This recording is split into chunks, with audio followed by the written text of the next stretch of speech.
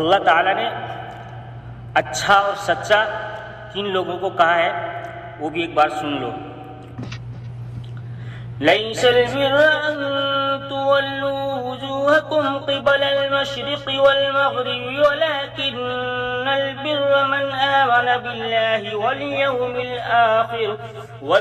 الآخر والملائكة والكتاب والنبيين وآتى المال على حبه ذوي القربى واليتامى والمساكين وابن السبيل والسائلين وفي الرقاب وأقام الصلاة وآتى الزكاة والموفون بعهدهم إذا عاهدوا والصابرين في البأساء والضراء وحين البأس أولئك الذين صدقوا وأولئك هم المتقون.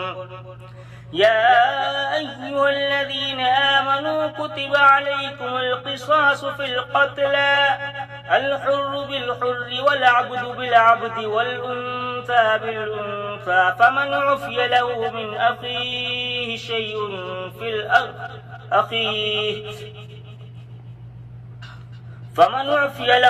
أخيه شيء فاتباع بالمعروف وأداء إليه بإحسان ذلك تخفيف من ربكم ورحمة فمن اعتدى بعد ذلك فله عذاب أليم.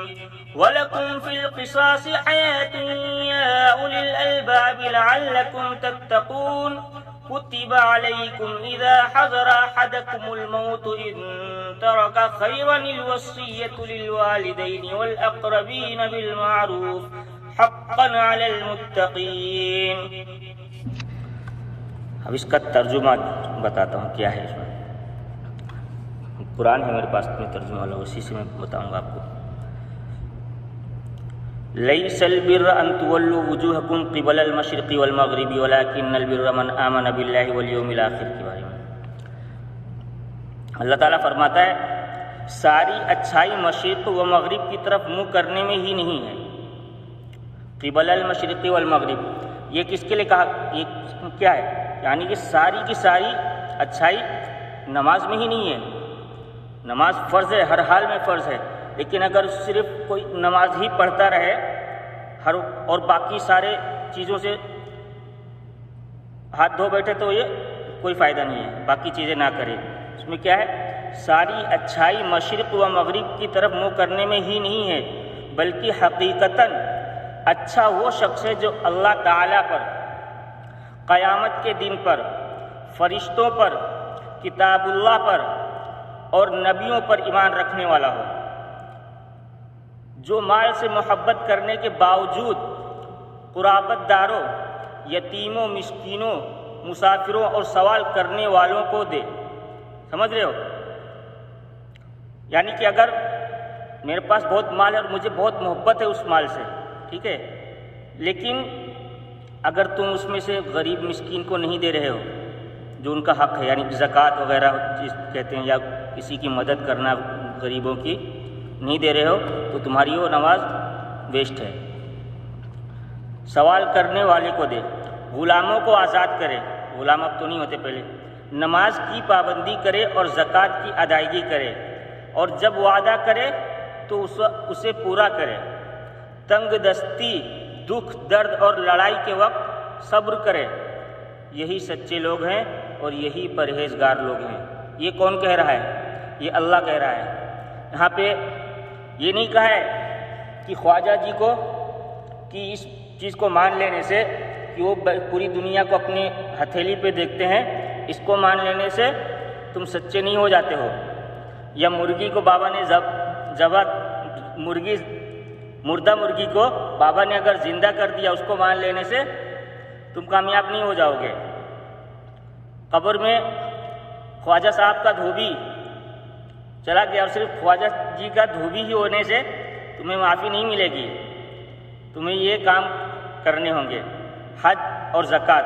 اگر تمہارے پاس اس کی مطلب آپ اس لائق ہو, آپ کے پاس اتنے پیسے ہیں, آپ کے پاس مال و دولت اتنا ہے کہ اپنے بھائیوں کی مدد شادی یا مطلب بچوں کی شادی کر دی، سب کچھ کر دیا، اگل بغل میں کوئی پریشان حال ہے اس کی مدد کرنے کے باوجود اگر میرے پاس پیسہ بچتا ہے نا، اگر ہے، تب یہاں پہ اللہ تعالیٰ حج کا حکم دیتا ہے، زکوٰۃ،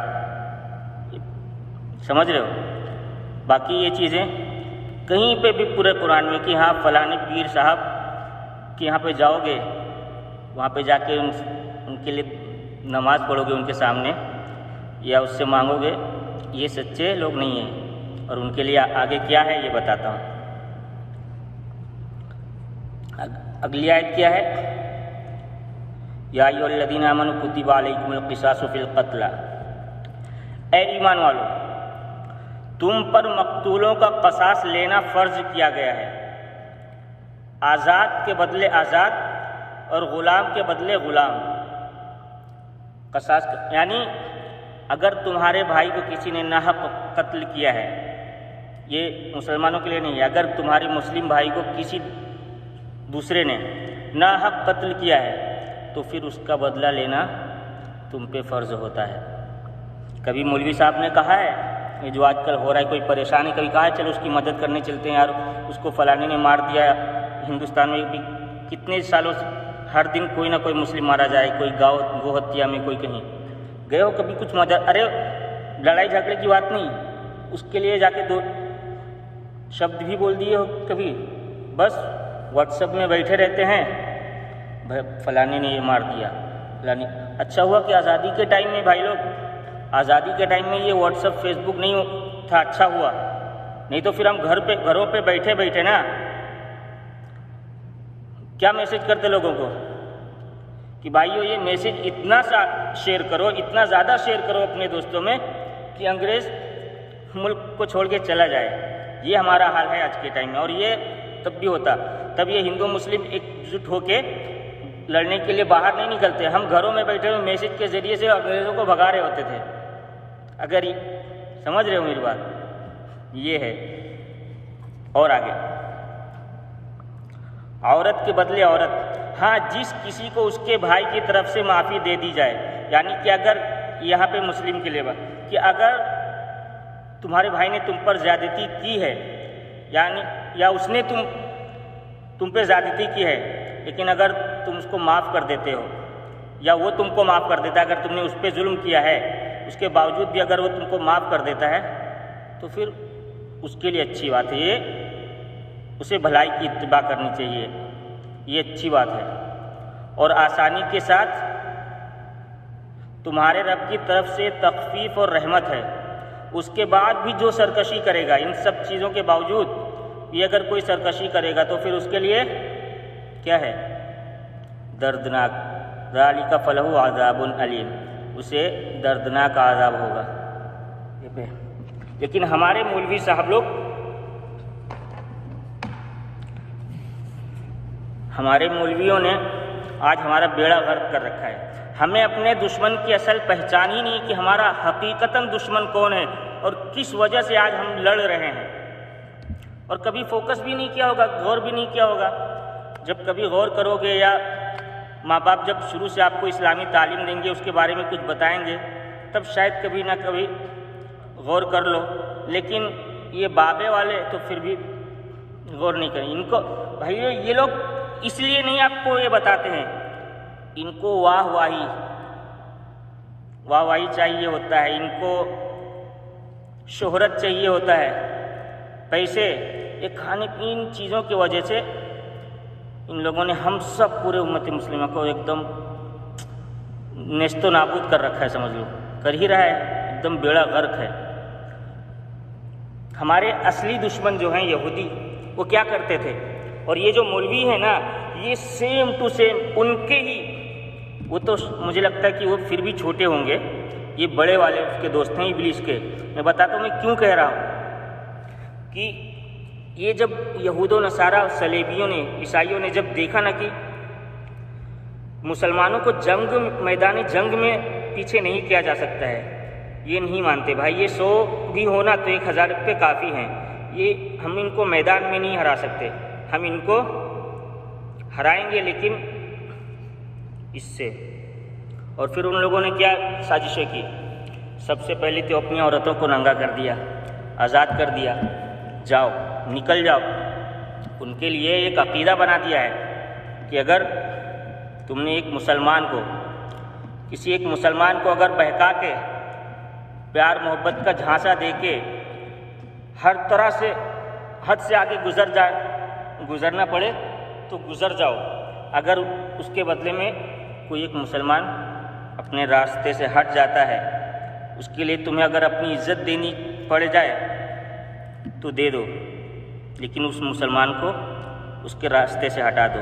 یہی تبھی ہم جیت سکتے ہیں کہ مسلمان کا ایمان، مسلمان تو مسلمان رہے لیکن اس کے اندر مسلمانوں والی بات نہ رہے، اس کے اندر سے وہ چیزیں ختم ہو جائے۔ اور ان لوگوں نے دیکھو ختم کیا کہ نہیں کیا، اور کس طرح سے کرتے تھے میں بتاتا ہوں۔ یہ جنگوں کے وقت کی بات ہے، میں نے پڑھا تھا کہ یہ لوگ یہودی اسپیشلی، عیسائی اتنی سازشیں نہیں کرتے ہیں، لیکن سب سے بڑی سازش اور گندی سے گندی، اس کے بارے میں جو آخری لفظ بھی نا برائی کا وہ بھی بولتے تو کم ہے، الفاظ نہیں اتنا ہے، کیا بولو، بس یہی بول دو